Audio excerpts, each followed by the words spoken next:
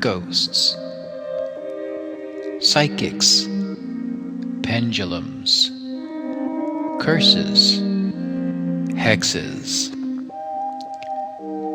We welcome you here to Friday Night Dark in the realm of the night. Come join us and listen to this week's presentation, and we bid you welcome.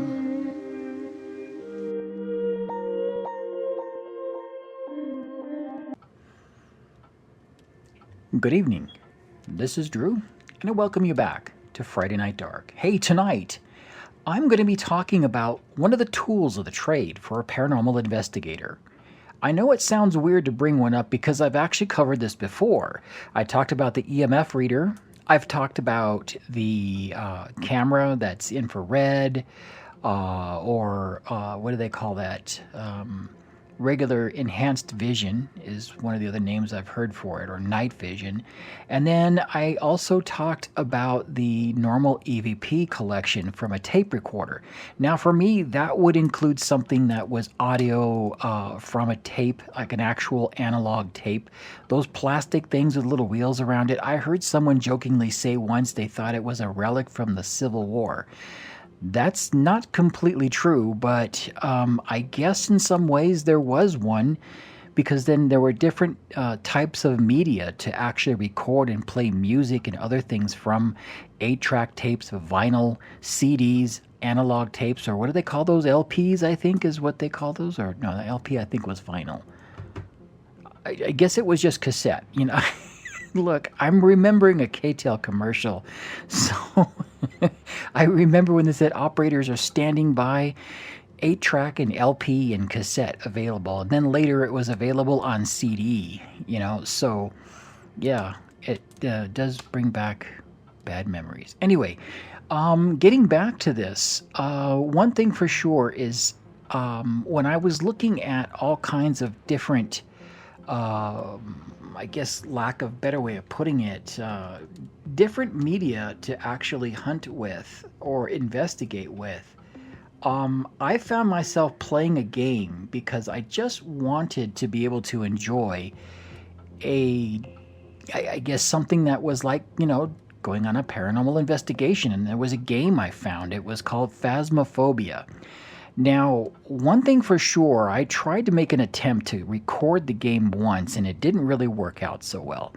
And I was a little upset with that. But what I did notice is that as I was there, I was utilizing tools they had as part of the game. Now, Phasmophobia itself, briefly enough, it just is kind of like, as someone put it, like playing Clue, but with ghosts. And instead of whodunit, it's a matter of what kind of ghost am I. You have to collect certain aspects of evidence, and they have different ones. It can be a spirit box. It could be an EMF reader if it gets to a certain level. It could be an orb from a camera. It could be,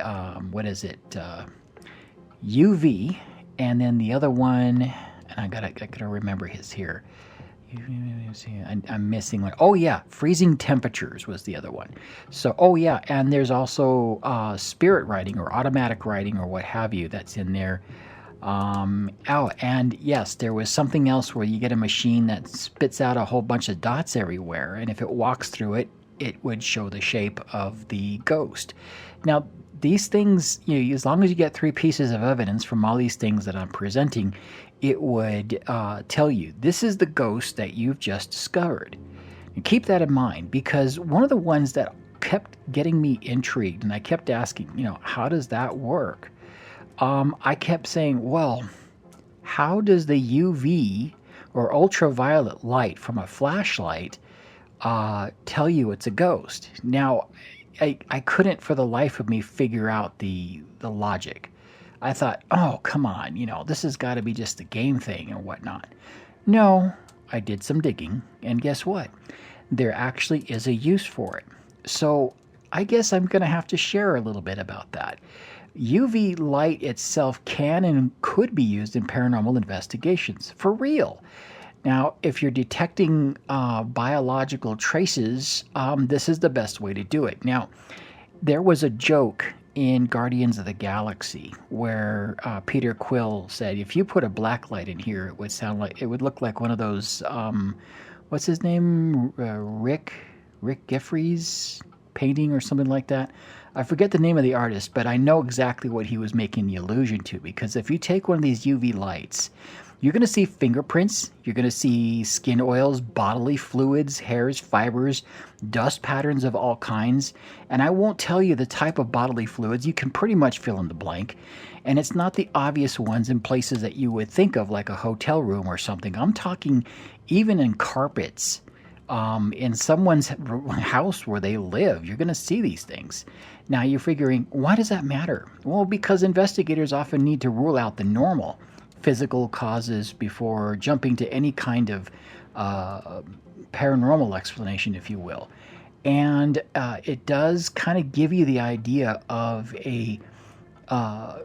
what can be left behind by the human body, if you will. And so if you do find a mysterious handprint, and it glows under a UV, probably it's going to be human. But if you see that same handprint and there's nothing there to back it up, like physical contact, you've just discovered something paranormal. And that's basically what that is. So the game kind of controverts itself on the idea that you have some UV evidence out there and it's this kind of ghost.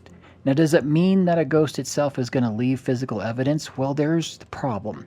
You have orbs that are sometimes captured, and of course, in that, there is that instance where if in fact, if they leave an orb or something like that, that there's a chance for some kind of physical evidence of some sort. Even one where I most recently talked with one of my resident investigators, my resident ghost hunter, Heather Two-Tone.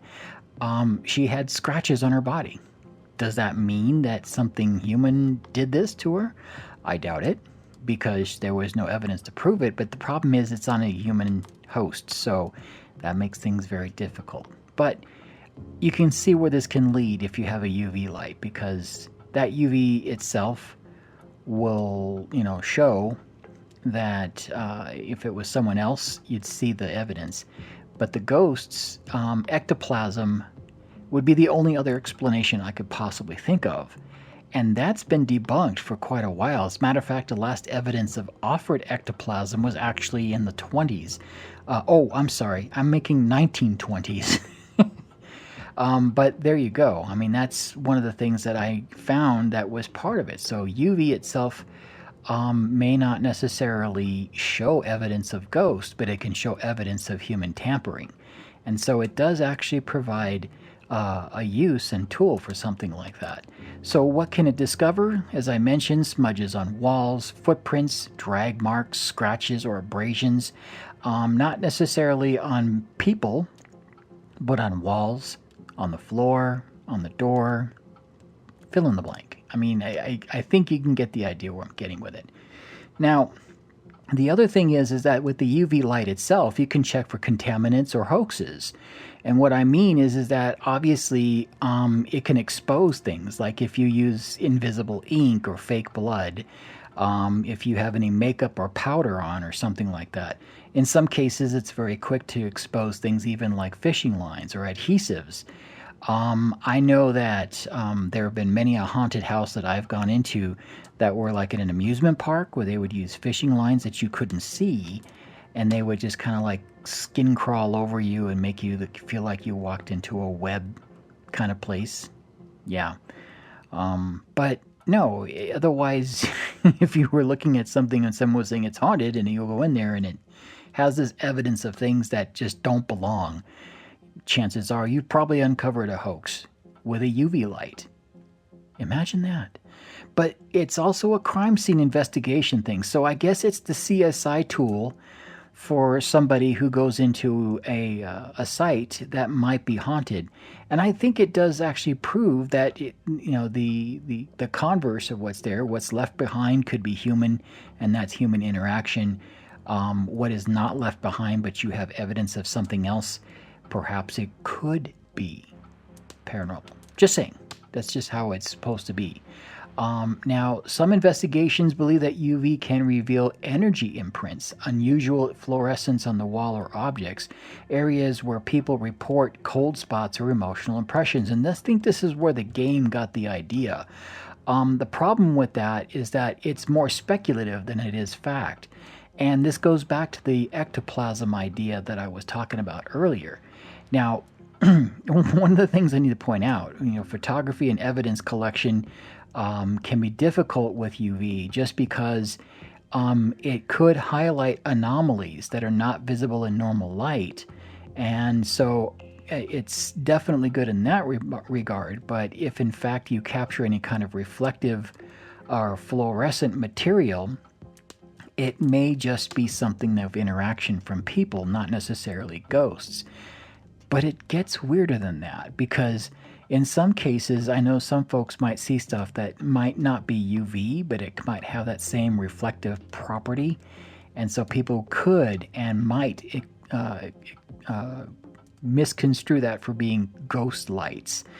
And I know that's one of those things, but chances are, if it's picking it up, it probably isn't. And I've been told that in some of the instances where I've asked questions, it doesn't always seem to go that way. So, you take your pick how you want to look at that, and I'll let you be the judge. But as you can see so far, I'm just using this as something that more or less is going to be that debunking tool to let you know that, hey, Casper left this behind, or perhaps maybe it was just Popeye. You fill in the blanks for names. I'm just going to say that's one thing you can certainly do. Knowing this and knowing it was there, and me being the person who's used only certain things, I had an analog EMF reader. I had a tape recorder with a cassette in there with a special microphone that I was able to capture EVP with.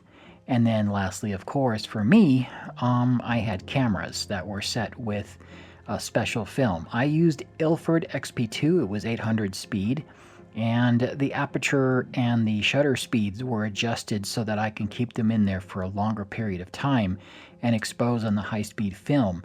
More specifically, if I was to do anything, I would actually have this on a tripod so that way it didn't blur.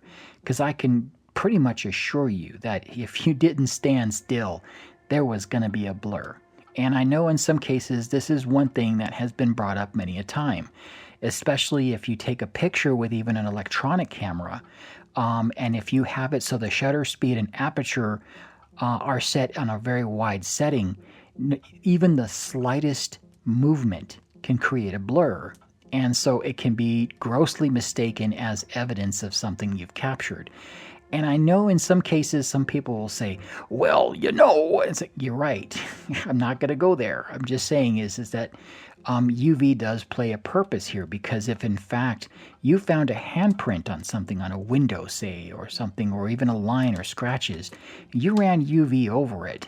If there was anything that was left behind that wasn't necessarily belonging to the person or the window, chances are we had human interaction. So like I mentioned before, that CSI tool thing is kind of great. And I know they use them in murder investigations all the time because, in fact, they will look for blood evidence or things along those guidelines using the same type of equipment. So why not use it for something that's paranormal, or not paranormal, should I say, and debunk? It is one of the rules that you have to go by, and I know that seeing how it's actually can, and would be applied makes a lot of sense. But then I know someone might ask me, well, hey, Drew, what happens if it was ectoplasm? I mean, that's kind of a form of organic material, isn't it? In theory, yes, it can be. The problem is with that is it may not necessarily work that way. Now, one thing for sure, people will sometimes say, hey, when would when UV not be practical for a paranormal investigation? It won't reveal spirits. It will not show apparitions. It will not highlight energy forms, and it will not make visible entities of any kind. So what it's good for is just saying, yes, there was interaction and no, there was nothing on there. So let's just say you have what they call a cat ball, and it basically is like a motion detector. Something interacts with it, you shine the UV light on afterward, and if you saw anything that looked like there was someone there or someone touched it or whatnot, say, oh, okay, there was something there, what was it? But if you don't see anything, then technically something paranormal interacted with that cat ball. If you've ever seen one of them, they basically, you just barely touch it, it starts to sparkle and what have you. But the problem is that no scientific or paranormal evidence supports UV as ghost detection on that wavelength of UV. So it just won't work, but it's good to confirm that nothing was really touching it. In environments with like heavy dust or reflective surfaces, UV becomes unreliable. And the reason is because there's going to be a lot of dust in the air, and some of the surfaces will be glossy or reflective. And of course, if there are mirrors or chrome or polished floors, guess what? It's not necessarily going to work. Now, I'm going to put this in perspective for a second, because the first time I used a UV light, myself personally, I have one, I went through my house. And because I know all the things and pets and people and kids and what have you that have lived here, I went to familiar places where I knew there were certain scenes. And lo and behold, I'm finding things and evidence of things that happened in the past. Should that surprise you? No. But then I was looking in other places that I actually had interactions and didn't see anything there. So there should have been evidence of like even like cobwebs or like bugs or something organic, and there wasn't. So is it true that's there? I don't know. But is it, complete and like empirical proof? I can't say that either. I think it's a tool, and it's one that I intend on using more if I can. But the nice thing about it is that in the instance of, places where there's lots of dust or shiny surfaces or whatnot, it may not be your best go-to tool that you would be using in that case. And so I figure orbs that you might even see with that wouldn't necessarily be revealed with that UV light.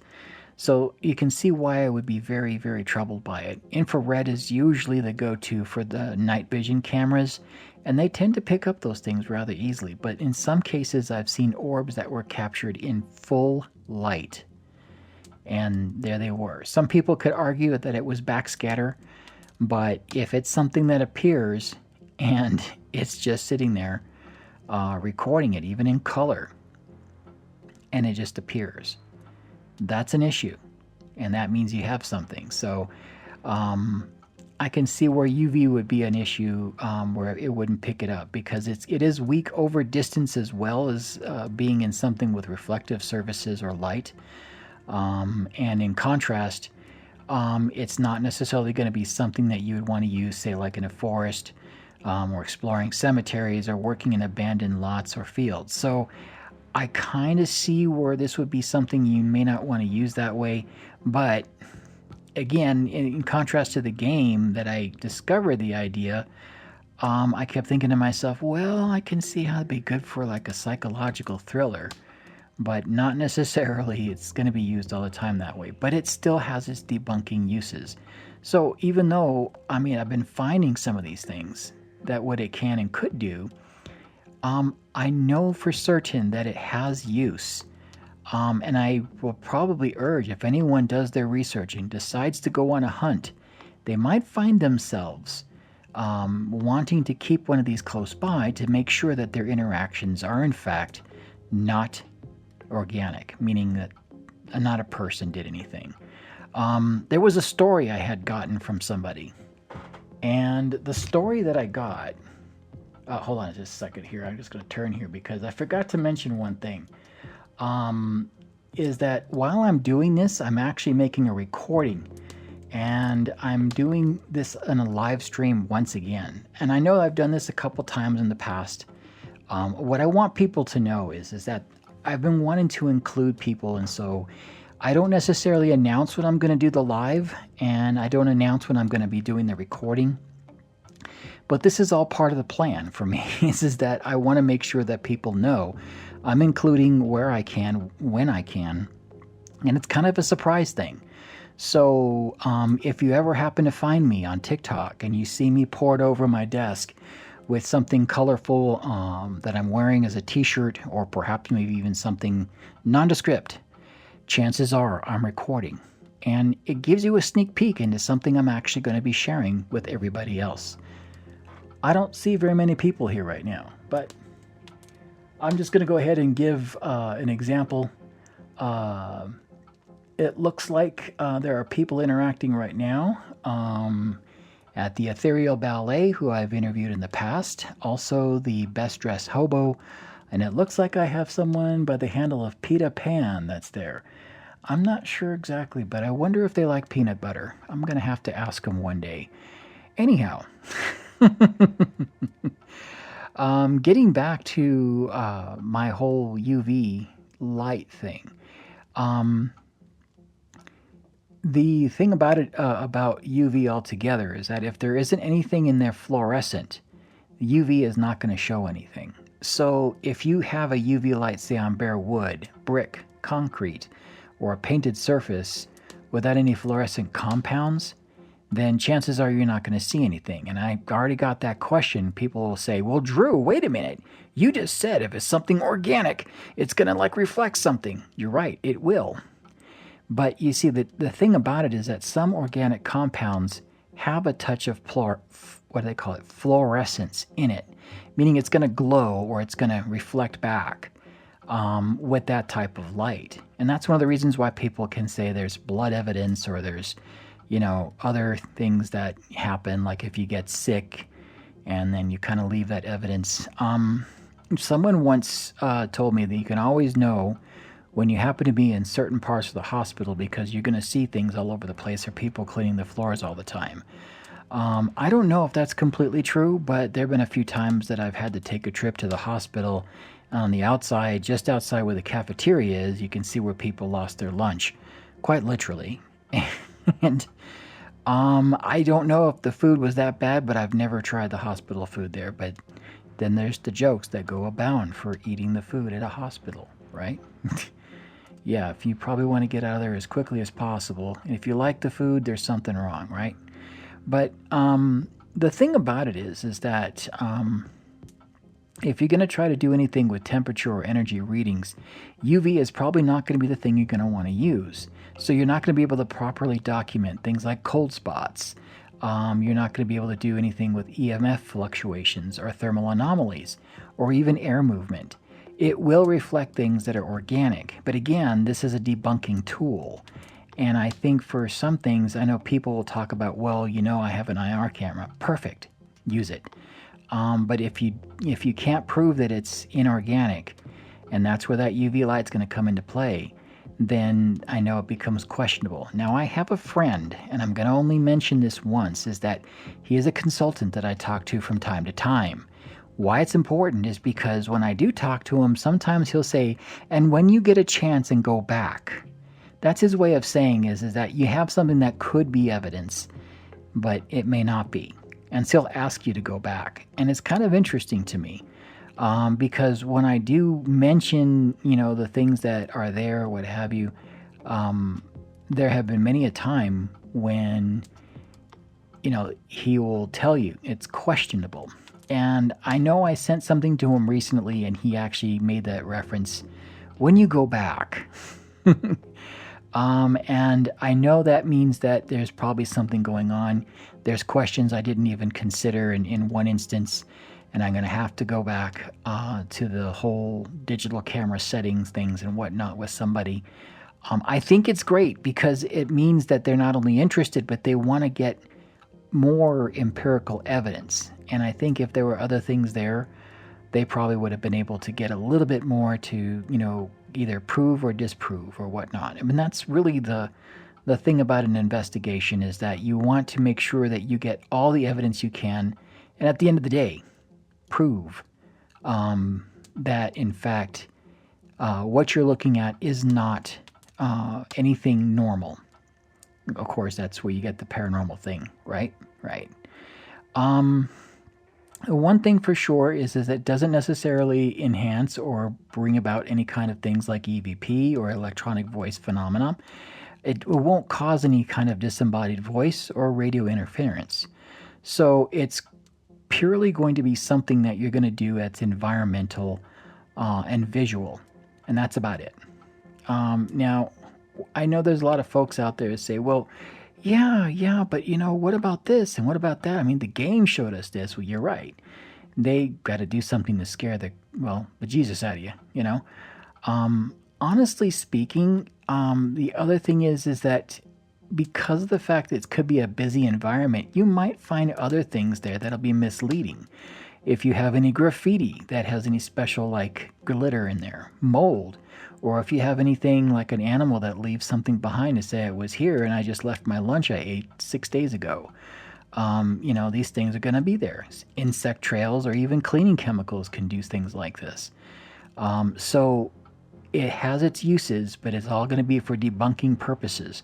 And again, I know I'm being repetitive, but I think part of the reason why is I want to show this is something that it's great for making sure that you're not looking at something where there was human interaction.